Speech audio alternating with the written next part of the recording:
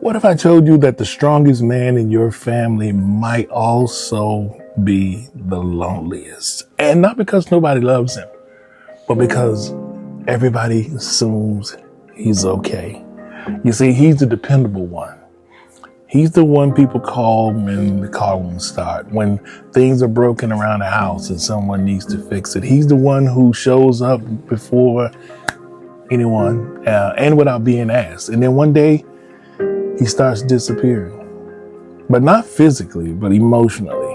And the scary part is that most people don't notice until he's already halfway gone. So family, in today's video, I want to show you why that happens, or try to, and what is quietly doing to good men, and the 3 stages almost every emotionally exhausted man walks through before anyone realizes he's struggling. And my guess is that some of you watching are already in stage 2, and you might not have a name for it, but stick with me and we'll show it to you. So here's something I've been thinking about. We build an entire definition of what a good man looks like around one word, mostly one word: dependable, stable, steady, reliable, strong. People can count on him. Sounds like a compliment, right? Until you realize what people are really saying. We don't have to worry about him. He'll figure it out. He's tough. He can handle it.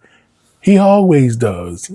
And so he does, again and again and again and again, until one day, he stops expecting anyone to ask how he's doing. And not because he doesn't need it, but because he's convinced that nobody will. So let me tell you about a man, and we'll call him Dean.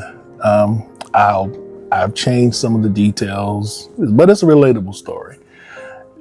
Dean was everybody's guy.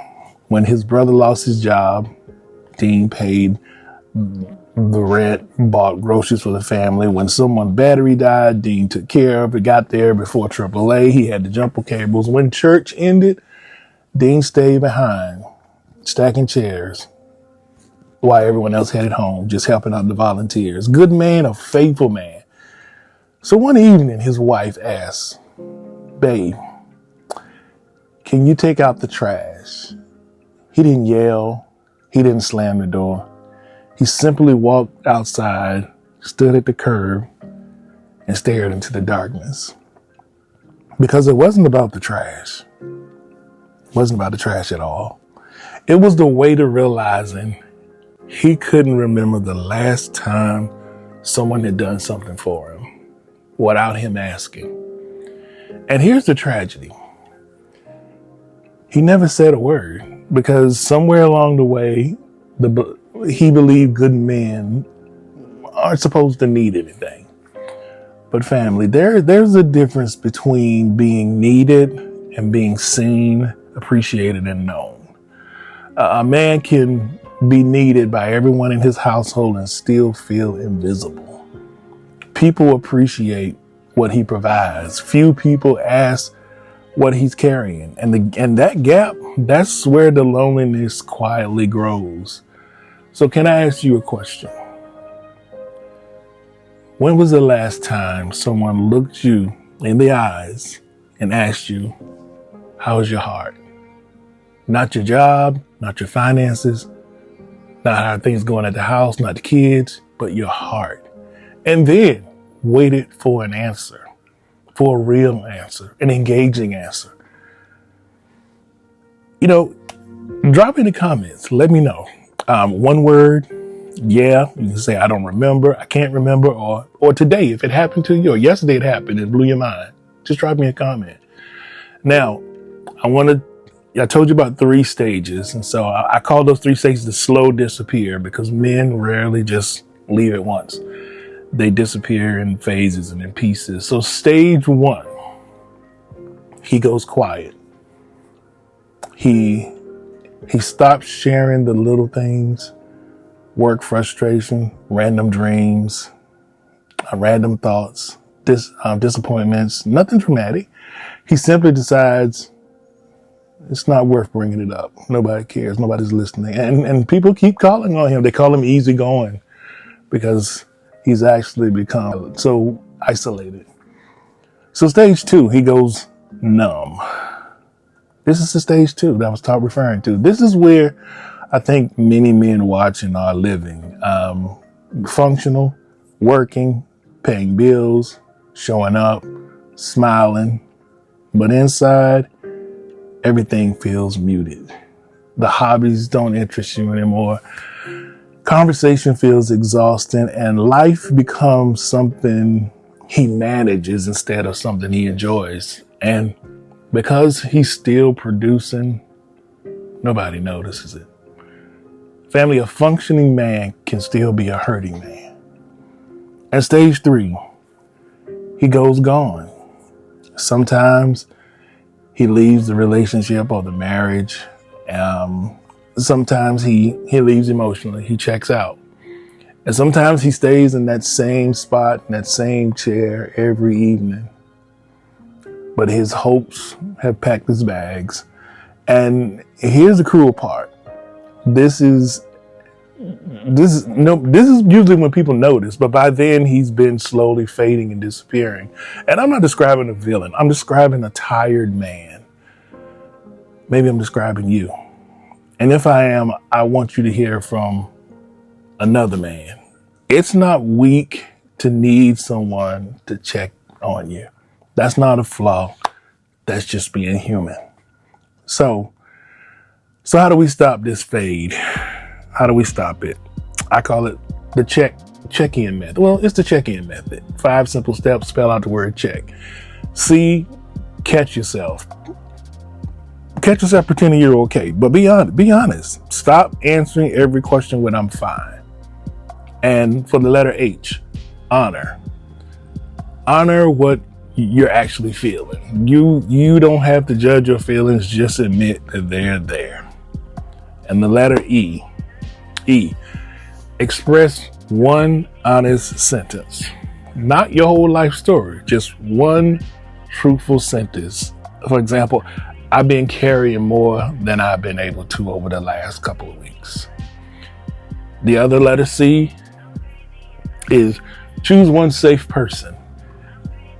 Not everybody deserves your transparency, but one trusted person is enough. And our last letter, letter K, keep doing it. Connection isn't built through one conversation. It's built through consistency. And isolation grows in silence. But hear this part. Healing grows in honesty. Healing grows in honesty. Now, let me speak to the wives, the daughters, the sisters, the women watching. And please don't hear this as a criticism. This is not a blame thing. Hear it as an invitation. The man in your life may not need you to solve his problems. He may simply need you to know that he's valued for more than what he does, what he provides. So today, tonight, ask him one question. How's your heart? And then don't rush to silence. You know, there's a verse that stayed with me for years. It says, a man's spirit will sustain him in sickness, but a crushed spirit, who can bear it? And I believe that's Proverbs 18:14. In plain language, your body can keep moving long after your spirit has become exhausted. And some of us have been surviving, but you haven't been really living. And God never designed for us to carry life's weight alone. Now, I want you to think about one man, your dad, your husband, your brother, your son, your friend, nephew. Send one text. Hey, I was thinking about you. How are you doing? Fam, you may never know how badly he needs someone to ask. As a family, I started this conversation by saying that there are good men who haven't been genuinely asked how they're doing in years. And maybe that's your husband. Maybe that's your father. Maybe that's your son. Maybe it's you watching, brother. Brother, how's your heart? Not your paycheck, not your responsibility. How's your heart? How is your heart? And if you answer, I'm tired, I'm lonely, I've been carrying too much, don't let the answer die in silence. Tell someone this week. Find someone to talk to. Pray for someone to talk to, because good men don't disappear all at once. They disappear one unspoken truth at a time. So let's make sure the story doesn't end here. And if this conversation encouraged you, I want you to share it with someone who needs to hear it. And if you're new here, if you happen to come across this channel, I'd love for you to subscribe and become part of the Soulful Conversations family.